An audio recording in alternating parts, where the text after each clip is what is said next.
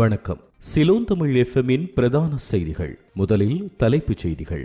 பயங்கரவாத தடைச் சட்டத்தின் கீழ் வடக்கின் ஆசிரியர் ஒருவர் மீண்டும் கொழும்பிற்கு அழைப்பு. தமிழர் பகுதியில் மதுபான சாலையினை அகற்றுமாறு கோரி மக்கள் போராட்டம்.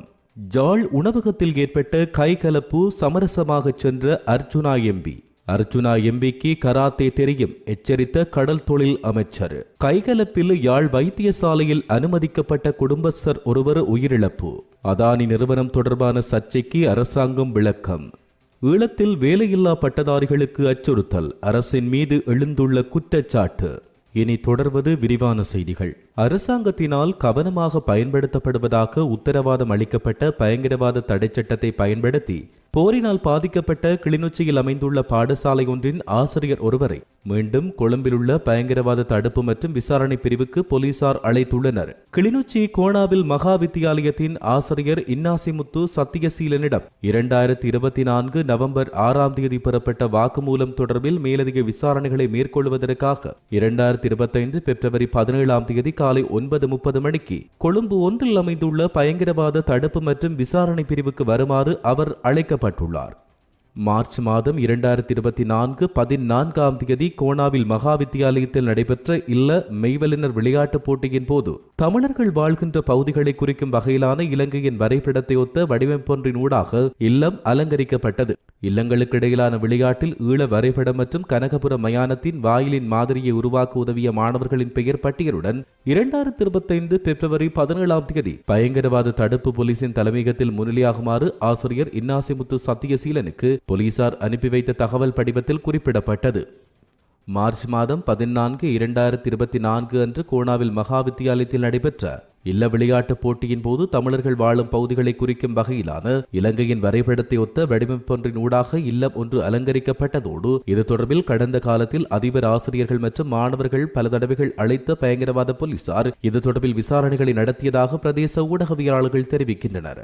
2024ஆம் ஆண்டு கொழும்பில் உள்ள பயங்கரவாத தடுப்பு மற்றும் விசாரணை பிரிவின் தலைமையகத்துக்கு தன்னை அழைத்த அதிகாரிகள் 10 மணி நேரம் விசாரணை நடத்தியதாக ஆசிரியர் இதன்போது சுட்டிக்காட்டினார். எவ்வாறாயினும் மாணவர்கள் மற்றும் அவர்களின் பெற்றோரின் பெயர் விவரங்களை பயங்கரவாத தடுப்பு மற்றும் விசாரணை பிரிவுக்கு வழங்க அவர் மறுத்திருந்தார். கிளிநொச்சி பூநகரி வாடியடி பகுதியில் அமைந்துள்ள விருந்தினர் விடுதியுடன் கூடிய மதுபான சாலையை இடமாற்றுமாறு கோரி பிரதேச மக்கள் பூநகரி பிரதேச செயலகத்துக்கு முன்பாக இன்று கவனஈர்ப்பு போராட்டத்தில் ஈடுபட்டனர். கிளிநொச்சி பூநகரி பிரதேச செயலாளர் பிரிவுக்குட்பட்ட A32 பிரதான வீதியின் வாடியடி சந்தியை அண்மித்த பகுதியில் இயங்கி வரும் விடுதியுடன் கூடிய மதுபான சாலையை இடமாற்றுமாறு கோரி அப்பகுதி மக்களால் கோரிக்கை விடுக்கப்பட்டுள்ளது. இந்த கோரிக்கைகளை வலியுறுத்தி இந்த போராட்டத்தில் மக்கள் கலந்து கொண்டனர். அதனையடுத்து பூநகரி பிரதேச செயலாளர் அகிலனிடம் தங்களின் கோரிக்கை அடங்கிய மகஜர்களை போராட்டத்தில் பங்கேற்ற மக்கள் கையளித்துள்ளனர். நாடாளுமன்ற உறுப்பினர் அர்ஜுனா ராமநாதன் நபரொருவரை தாக்கிய பிரச்சினை தொடர்பில் யாழ்ப்பாண போலீஸ் நிலையத்தில் வைத்து இரு தரப்பினரதும் சம்மதத்துடன் அது சமரசமாக முடித்து வைக்கப்பட்டுள்ளது. யாழ்ப்பாணத்தில் உள்ள தனியார் விருந்தினர் விடுதியொன்றில் கடந்த செவ்வாய்க்கிழமை இரவு நாடாளுமன்ற உறுப்பினரும் சட்டத்தரணி கௌசல்யாவும் உணவருந்திக் கொண்டிருந்த வேளை அந்த இடத்துக்கு வந்த இருவர் அவர்களுடன் கதைக்க முற்பட்ட நிலையில் தர்க்கமாக மாறி கைகலப்பில் அது முடிந்துள்ளது. கைகலப்பில் நாடாளுமன்ற உறுப்பினர் அர்ஜுனா ராமநாதன் நபரொருவரின் தலையில் பீங்கானால் அடித்தமையால் அவர் தலையில் காயமுற்ற நிலையில் வைத்தியசாலையில் அனுமதிக்கப்பட்டார். குறித்த தாக்குதல் சம்பவம் தொடர்பில் நாடாளுமன்ற உறுப்பினர் அர்ஜுனா தன்னுடைய உயிருக்கு ஆபத்து என யாழ்ப்பாண போலீஸ் நிலையத்தில் முறைப்பாடு செய்திருந்தார். அதேவேளை காயமடைந்த நபரும் தன் மீதான தாக்குதலுக்கு பரஸ்பர முறைப்பாட்டை வழங்கியிருந்தார். இந்நிலையில் நேற்றைய தினம் வெள்ளிக்கிழமை இரவு இரு தரப்பினரையும் யாழ்ப்பாண போலீஸ் நிலையத்துக்கு அழைத்து யாழ்ப்பாண உதவி போலீஸ் அத்தியட்சகர் தலைமையில் விசாரணைகள் மேற்கொள்ளப்பட்டன. அதன்பொழுது இரு தரப்பினரும் சமாதானமாக செல்வதாகவும் முறைப்பாடுகளை மீள பெற்றுக் கொள்வதாகவும் கூறி இருவரும் சமரசமாக செல்வதற்கு உடன்பட்டதை தொடர்ந்து இரு தரப்பினருக்கும் இடையிலான பிரச்சினை போலீஸ் நிலையத்தில் வைத்து தீர்க்கப்பட்டுள்ளது.